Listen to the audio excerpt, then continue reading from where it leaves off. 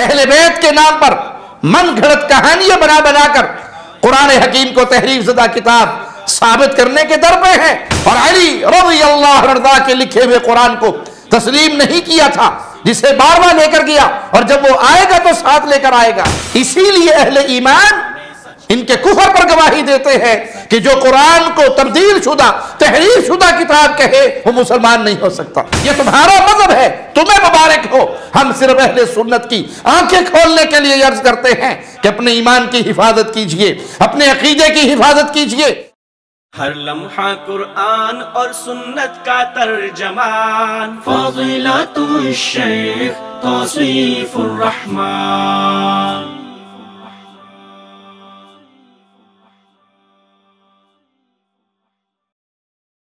السلام علیکم ورحمۃ اللہ وبرکاتہ۔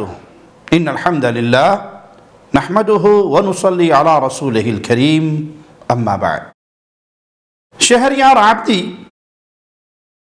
اہل سنت پر تحریف قرآن کی تہمت لگاتے ہوئے روایات کو ذکر کرتے ہوئے کہتا ہے، لیکن اس وجہ سے دکھائی جائیں تاکہ انہیں اور ان کے عوام کو یہ بتایا جائے کہ اگر اس موضوع کی ایک روایت شیعوں میں ہے تو اس کے مقابلے میں 10 اہل سنت میں ہے۔ یہ اس جناب کا بڑبولا پن اور دھوکہ ہے، اور اس کا جواب انتہائی آسان کہ تمہارے محدث و فقی نوری طبرسی نے اپنی کتاب فصل الخطاب کے المقدمہ الثالثہ تیسرے مقدمہ میں اپنے اکابر بزرگوں کے نام گنوائے جنہوں نے صاف لفظوں میں قرآن مجید میں تحریف کی تہمت لگائی یا تحریف کا ثبوت دینے والی اپنی روایات بیان کی۔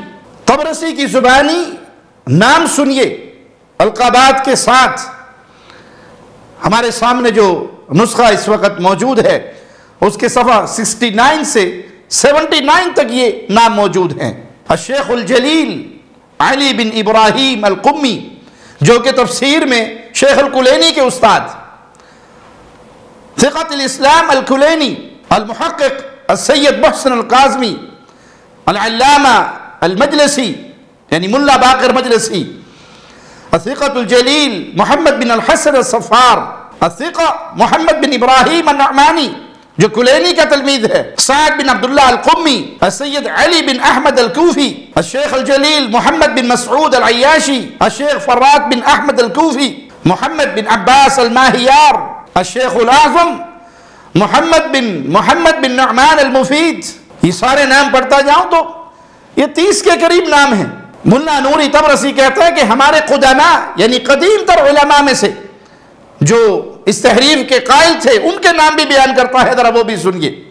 الشیخ الجلیل محمد بن الحسن الشیبانی، صاحب تفسیر نہج البیان، اور یاد رہے کہ یہ امام ابو حنیفہ رحمہ اللہ کے شاگرد نہیں بلکہ رافضیوں کا امام ہے۔ الشیخ الثقہ احمد بن محمد بن خالد البرقی، صاحب الکتاب المحاسن، الثقہ محمد بن خالد، الشیخ الثقہ علی بن حسن بن فضال، محمد بن حسن احمد بن محمد بن سیار، الشیخ حسن بن سلیمان، ابو طاہر عبد الواحد بن عمر القمی، السید الجلیل علی بن طاؤس، الشیخ المحدث الجزائری۔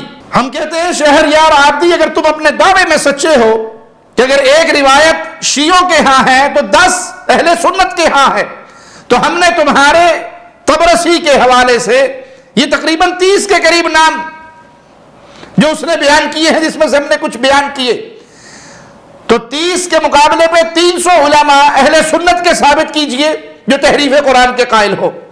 نہ خنجر اٹھے گا نہ تلوار ان سے، یہ بازو میرے آزمائے ہوئے ہیں۔ یہ جھوٹ کے اوپر مبنی سارا مذہب ہے، جھوٹ کے اوپر ان کی بلڈنگ کھڑی ہے، اور جھوٹی باتیں پھیلا کر یہ کلام الہی کے بارے میں لوگوں کو شک میں مبتلا کرتے ہیں، اور ایک جھوٹ کی چادر اوڑھی بھی ہے جس کے اوپر نام اسلام کا ہے، اور اس چادر کے اندر اسلام کی دشمنی ہے۔ پھر سنو، ملا نوری طبرسی نے اپنی اس کتاب میں یہ بھی کہا کہ ہماری کتابوں میں 1000 روایات ہے جو تحریف قرآن ثابت کرتی ہے، یعنی رافضیوں کے ہاں 1000 روایات ہیں جو تحریف قرآن ثابت کرتی ہے۔ ہم کہتے ہیں تمہاری کتابوں میں 10,000 کہانیاں بھی ہو سکتی ہے۔ شہریار عابدی اگر تم سچے ہو اپنے دعوے میں تو ملا تبرسی کے جواب میں اور اپنے بڑبولے پن کو سچ ثابت کرتے ہوئے کہ ایک کے مقابلے میں 10 کتب اہل سنت سے ایسی 30,000 روایات دکھاؤ، یا اپنے اوپر جھوٹ کی چادر کو لمبی تان کے سو جاؤ اور اپنی زبان کو بند رکھو اہل سنت پر جھوٹ اور تہمتیں لگانے سے۔ شہریار عابدی مزید کہتا ہے، ذرا اس کا یہ کلپ سنیے۔ ہمارے علماء عام طور پہ خاموش رہتے تھے کہیں ایسا نہ ہو کہ اس موضوع کو ڈسکس کریں اور یہ موضوع غیر مسلموں کے ہاتھ میں جائے، لیکن اب زمانہ بدل چکا ہے۔ کتب اہل سنت انٹرنیٹ پہ رسول اور تعلیمات اسلام کا مذاق بنانے کے لیے کافی ہیں۔ ہم کہتے ہیں تاریخ کا بدترین جھوٹ ہے کہ شیعہ علماء اس موضوع پہ خاموش تھے۔ ایک طویل عرصے سے رافضی سبائی روایات اہل بیت کے نام پر من گھڑت کہانیاں بنا بنا کر قرآن حکیم کو تحریف زدہ کتاب ثابت کرنے کے در پہ ہیں۔ 30 ایسے مجرموں میں سے بڑے بڑے بھاری بھرکم نام، بھاری بھرکم القابات کے ساتھ نوری طبرسی نے بدنام زمانہ کتاب فصل الخطاب میں نقل کیے۔ ان کی کتابوں کے نام لے کر بتاتا چلا گیا کہ کس کس نے اس بات کی صراحت یعنی صاف الفاظ میں وضاحت کر رکھی ہے کہ قرآن مجید جو ہمارے پاس ہے اس میں صحابہ نے تحریف کر دی تھی، نعوذ باللہ ثم نعوذ باللہ، اور علی رضی اللہ عنہ کے لکھے ہوئے قرآن کو تسلیم نہیں کیا تھا، جسے بارواں لے کر گیا اور جب وہ آئے گا تو ساتھ لے کر آئے گا۔ اور یہ کتابیں بھی انٹرنیٹ پر موجود ہیں، اور بعض کے اردو اور فارسی، یہاں تک کہ کچھ انگریزی ترجمے بھی روافض نے انٹرنیٹ پر لگائے ہوئے ہیں۔ اور جھوٹ کی اس مشین شہریار رافضی کو یہ بھی معلوم ہے، خود کہتا ہے کہ شیعہ کتب انٹرنیٹ پر موجود ہے۔ ذرا اس کا یہ کلپ سنیے۔ تو بتاتے چلیں کہ ایک ایپ ہے، اس کا نام ہے آئی شیعہ بک، اس میں ہزاروں کتابیں ہیں، اور اگر ویب سائٹ پہ جائیں تو بہت ساری ویب سائٹ ہیں کہ جہاں پر کتابیں موجود ہیں۔ ہم کہتے ہیں واقعی قرآن مجید میں تحریف والا کفریہ نظریہ اسلام کا مذاق بنانے کے لیے کافی ہے، جیسے کہ رافضی نے اعتراف کیا اور ان کے چھوٹے بڑے یہی کرتے آئے۔ اسی لیے اہل ایمان ان کے کفر پر گواہی دیتے ہیں کہ جو قرآن کو تبدیل شدہ تحریف شدہ کتاب کہے وہ مسلمان نہیں ہو سکتا۔ اس رافضی نے پھر ادھر ادھر کی باتیں کرنے کے بعد ایک روایت پیش کی جس میں سیدہ عائشہ رضی اللہ تعالی عنہا پر جھوٹ باندھنے سے یہ باز نہیں آیا۔ پہلے اس کا جھوٹ سن لیجئے۔ ہم آپ کو بتاتے ہیں کہ یہ روایت حضرت عائشہ کی ہے اس وقت کہ جب انہوں نے ایک ایسا فتویٰ دیا کہ جس سے عالم اسلام میں ایک زلزلہ آ گیا کہ بڑی عمر کے افراد کو دودھ پلا کر محرم بنایا جا سکتا ہے، اور جب ان سے سوال کیا گیا کہ یہ کہاں ہے تو آپ نے فرمایا، یعنی جناب عائشہ نے کہا کہ یہ میرے قرآن میں تھا اور قرآن میرے بستر کے نیچے تھا، اور جب رسول اللہ صلی اللہ علیہ وسلم کی وفات ہوئی تو ایک بکری آئی اور وہ قرآن کا کچھ حصہ کھا گئی۔ آپ نے اس کا یہ جھوٹ سن لیا کہ یہاں بھی یہ مجرم سبائی رافضی سیدہ کائنات عائشہ سلام اللہ علیہا رضی اللہ تعالی عنہا پر زبان درازی سے باز نہ آیا، جبکہ پہلے ہی اقرار کر چکا ہے کہ یہ ایسی ساری روایات ضعیف ہے۔ اب آگے اس نے سنن ابن ماجہ سے جو ضعیف روایت پیش کی، اس میں اس کی ان جھوٹی باتوں کا کوئی تذکرہ نہیں، نہ ہی سیدہ عائشہ رضی اللہ تعالی عنہا کے قرآن میں ہونے کا، نہ ہی ان کے کسی فتوے کا۔ اس مجرم کی زبان سے سنیں۔ تو سب سے پہلے آپ کے سامنے ہے سنن ابن ماجہ جلد نمبر 2، ترجمہ ہے مولانا محمد قاسم امین صاحب کا، اور صفحہ نمبر ہے 51 اور روایت نمبر ہے 1944۔ اردو کا ترجمہ آپ کے سامنے ہم بیان کر دیتے ہیں۔ حضرت عائشہ رضی اللہ عنہا فرماتی ہیں کہ رجم کی آیت اور بڑی عمر کے آدمی کو 10 بار دودھ پلانے کی آیت نازل ہوئی اور میرے تخت تلے تھی۔ جب اللہ کے رسول صلی اللہ علیہ وسلم کا وصال ہوا اور ہم آپ کی وفات کی وجہ سے مشغول ہوئے تو ایک بکری اندر آئی اور وہ کاغذ کھا گئی۔ اس ظالم کی زبان سے سنیں اور اس کی طرف سے لگایا ہوا سکین بھی دیکھ لے، اس میں کہیں یہ نہیں کہ سیدہ عائشہ رضی اللہ تعالی عنہا نے فرمایا ہو کہ یہ آیت میرے قرآن میں تھی، بلکہ اس میں تو ایک صفحے پر لکھے ہونے کی بات کی، لہذا اس کا یہ عنوان دینا اور یہ کہنا کہ عائشہ رضی اللہ تعالی عنہا کا قرآن بکری کھا گئی تھی، یہ ان ظالموں کی ذاتی خباثت اور شیطانیت ہے۔ ان کے نصیب میں اللہ ہدایت ہے تو ان کو ہدایت عطا فرما، وگرنہ ان کے شر سے امت کو سکون عطا فرما۔ باقی یہ آیات بھی منسوخ تلاوہ ہے، یہ تفصیل اہل علم کئی بار واضح کر چکے ہیں۔ آگے اس مجرم نے اور کئی باتیں کی جو تحریف کے موضوع سے ہٹ کر ہے، صرف ایک ہی ایسی دو چار روایات جو خود اس کے خیال کے مطابق بھی ضعیف ہے اہل سنت پر یہ تہمت کہ ان روایات میں تحریف قرآن کا ذکر ہے، یہ اس کا بہت بڑا جھوٹ، بہتان اور دھوکہ ہے۔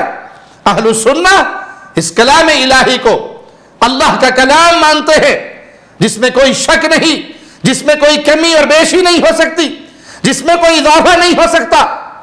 یہ تمہارے ہاں عقائد ہیں، نوری طبرسی نے اس پورے چیپٹر میں تمہیں ننگا کر کے رکھ دیا ہے، اور آج تک تمہارے یہ معاملات چل رہے ہیں۔ کبھی کہیں تم نسخے تلاش کرتے پھر رہے ہو، اور کہیں وسیم رضوی ان آیات کو قرآن پاک سے نکالنے کی باتیں کر رہا ہے اور سپریم کورٹ میں کیس کر رہا ہے کہ یہ صحابہ نے اضافے کر دیے تھے، یہ اصل قرآن میں نہیں۔ ہمارے ساتھ ہیں سید وسیم رضوی۔